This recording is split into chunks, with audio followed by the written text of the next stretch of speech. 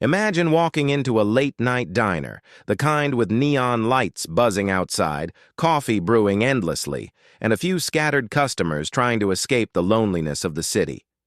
Now imagine that inside this ordinary place, an event was about to unfold that would not only change one woman's life forever, but would also ripple out into the entire world, shocking millions when they heard about it. The story begins with a billionaire, a man who was used to boardrooms, luxury jets, and private islands, but found himself sitting in a quiet corner of a small-town diner at nearly midnight, dressed casually so no one would recognize him. He was weary of the artificial smiles he saw in his circles, and something about this modest eatery called him in, almost like destiny. He ordered nothing more than black coffee, but what he really wanted was silence, to watch people without being watched. Across the room, a young waitress was working the late shift. She wasn't the glamorous image of someone destined for fame. She was simple, hair tied up in a messy bun, apron a little stained, but her eyes carried a calmness, a patience that made her stand out. Little did anyone know, within minutes, this calmness would be tested in a way that most people could never handle. For suddenly, the bell above the door rang again, and in walked two masked men with desperation in their eyes and trembling hands gripping something deadly. A robbery was about to unfold. The diner went still. Customers froze, forks mid-air, coffee mugs shaking slightly in people's hands. But while everyone else panicked, the billionaire noticed something strange. The waitress didn't scream. She didn't run. She didn't even flinch the way most people would. Instead, she looked at the robbers with a steady gaze, her breathing even, her hands moving slowly as she put down the tray she was carrying. It wasn't the blank stare of someone frozen by fear. It was the deliberate composure of someone who knew chaos could only grow worse if she lost control. The billionaire leaned forward slightly, his curiosity ignited. He had seen executives crack under pressure, politicians collapse under scandal. But here was a woman with no fortune, no guards, no training, standing calmly before danger. And in that exact moment, though no one realized it, her life path collided with his in a way that would end up making global headlines. The robbers shouted harshly, demanding money from the cashier, waving their weapons in the air to show they were serious. Panic was thick in the room. An older couple clutched each other.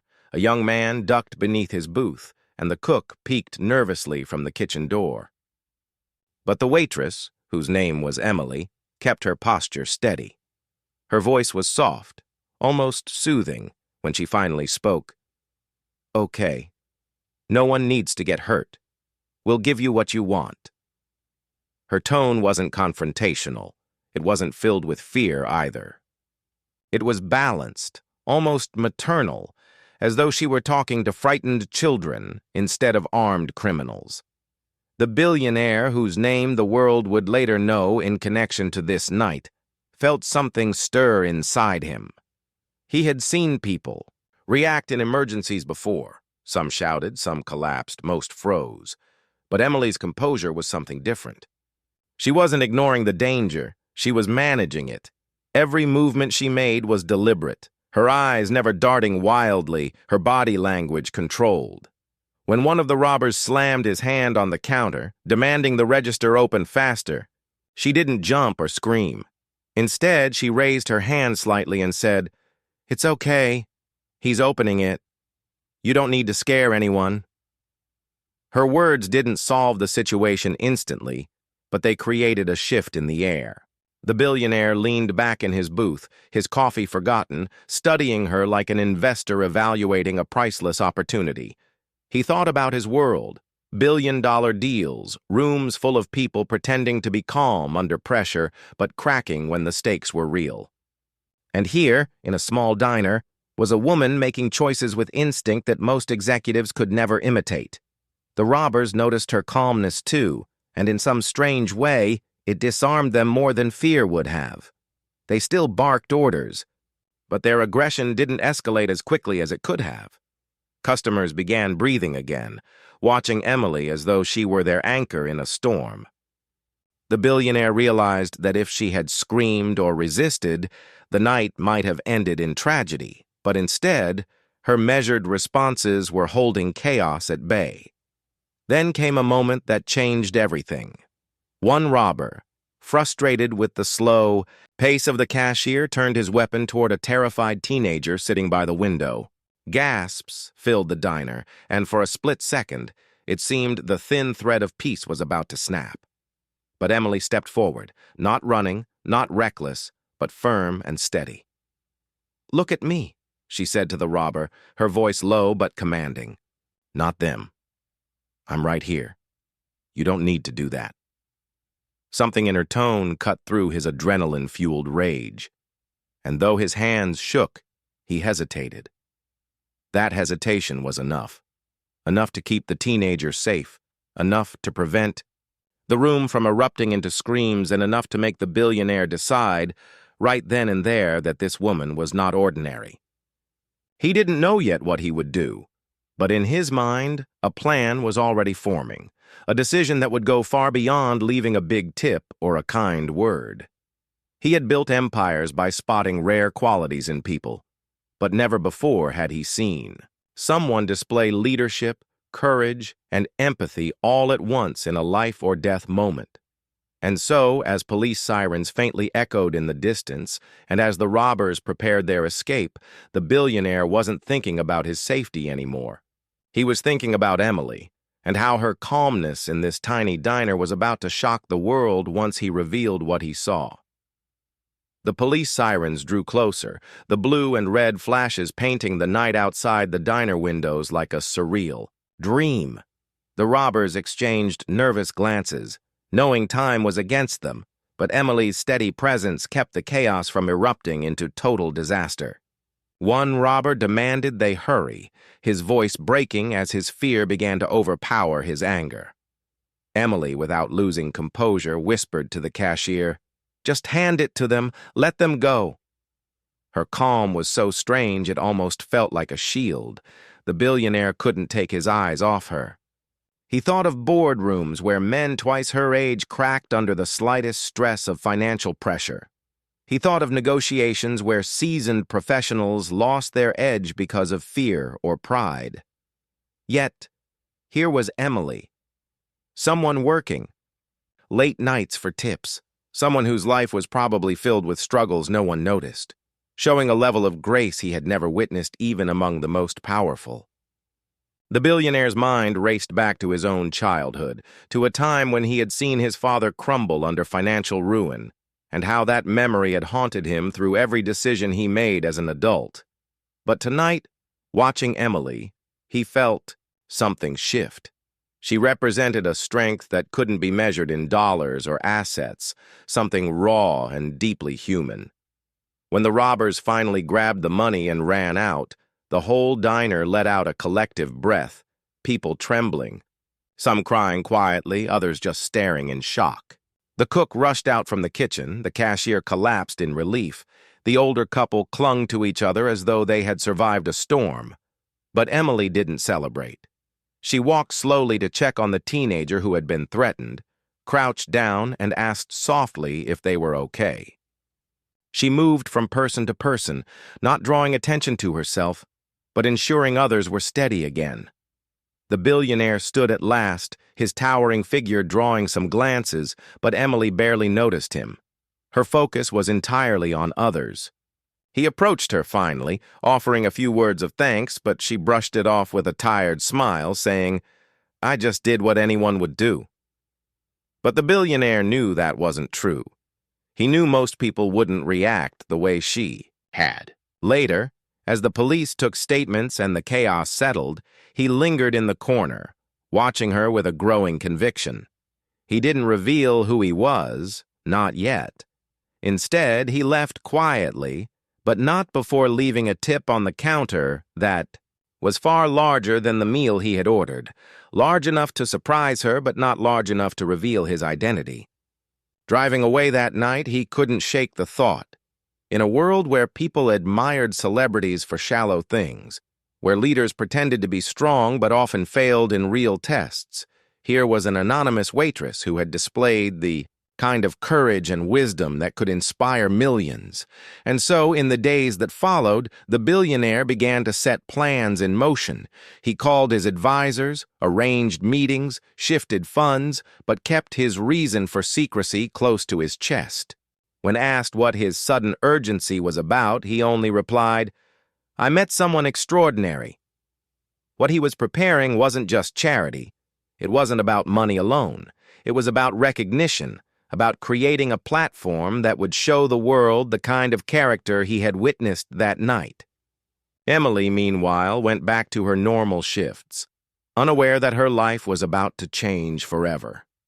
She didn't tell many people about the robbery, brushing off questions with a modest, "It wasn't that bad." But fate had already decided. Otherwise, because one man with extraordinary power had seen what the world hadn't, and he was about to make sure they all did.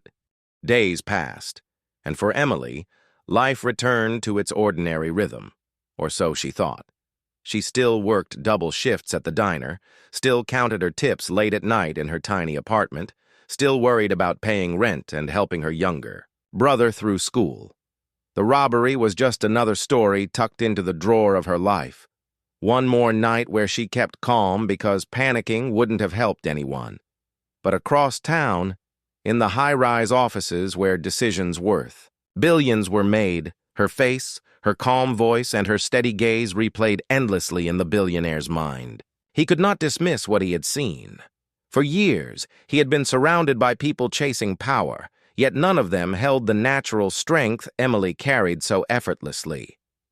He decided it wasn't enough to reward her privately. Her story needed to be told, but not in a way that would exploit her or turn her into a spectacle. He wanted the world to see what real courage looked like, unpolished, authentic, and human. So he began orchestrating what seemed like an impossible plan, to bring Emily's act of bravery into the light in a way that would change how people valued character. He discreetly reached out to the diner owner first, under the guise of being a philanthropist interested in supporting local businesses. Then he started arranging interviews with people who had been there that night. Word began to spread, first among journalists who sniffed out that something unusual had happened, and then among his inner circle, who were baffled by his sudden obsession with a waitress no one had heard of. Emily herself remained completely unaware, until one afternoon she was approached by a woman with a camera crew outside her workplace.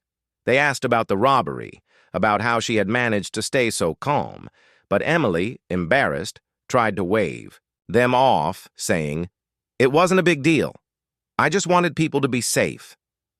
She didn't know that by then, the billionaire had already arranged for her story to appear on a major broadcast.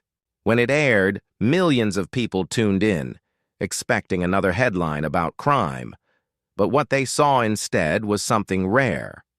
A woman who looked like anyone, with no fame, no money, no spotlight, yet who displayed a kind of leadership and compassion under pressure that inspired hope. The segment went viral overnight. Social media lit up with people calling her the calm waitress, the real hero, the woman who kept her cool. But the true shock came days later, when the billionaire finally stepped forward and revealed himself. Standing at a press conference, with reporters crammed in front of him, he explained that he had been there that night, that he had seen everything with his own eyes. "In my world," he said, "we applaud people for making money, for closing deals, for playing roles. But what I saw in Emily was something you cannot buy, cannot fake, cannot rehearse. It was courage in its purest form." He announced that he was launching a global initiative in her honor, one that would provide scholarships, leadership programs, and emergency response training for ordinary people, inspired entirely by Emily's calmness that night. The announcement stunned the world, not just because of the money involved, but because of the authenticity behind it. Emily, caught completely off guard, stood in disbelief as cameras turned toward her. She wasn't used to attention, wasn't seeking fame, and yet here she was, the center of a movement bigger than herself. People around the globe began sharing their own stories of quiet courage, connecting her name with a new kind of heroism. One that didn't wear a cape, but simply chose calm over chaos. For Emily, the shift was overwhelming. One moment she was serving coffee, the next she was invited to speak on stages, to tell her story, to inspire. She never lost her humility, often repeating, "I just did what I thought was right."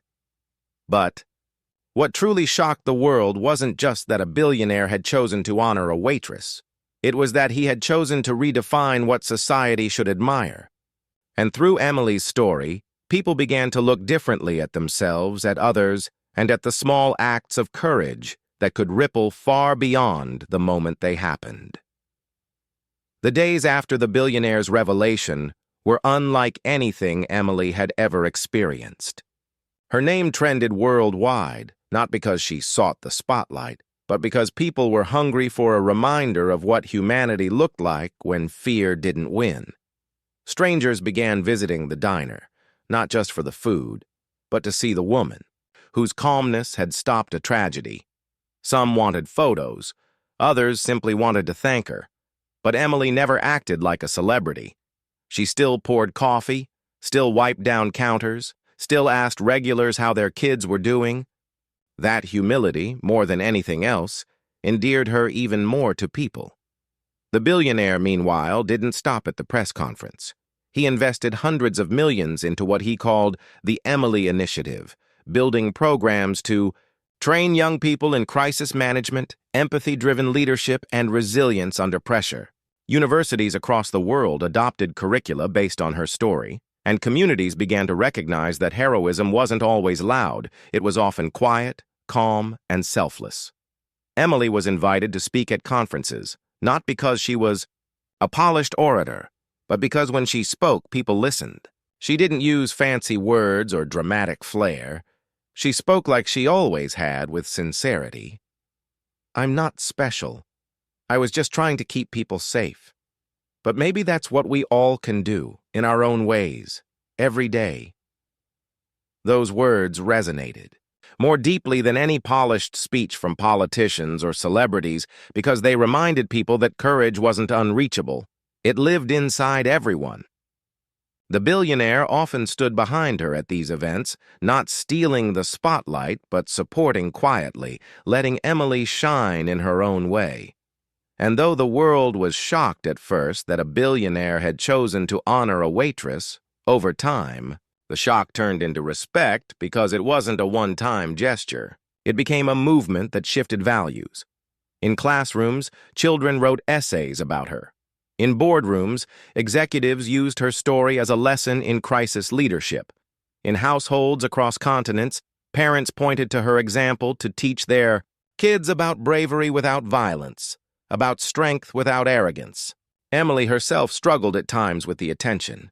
She missed her quiet anonymity, missed the days when her biggest worry was running out of pie on a Saturday night shift.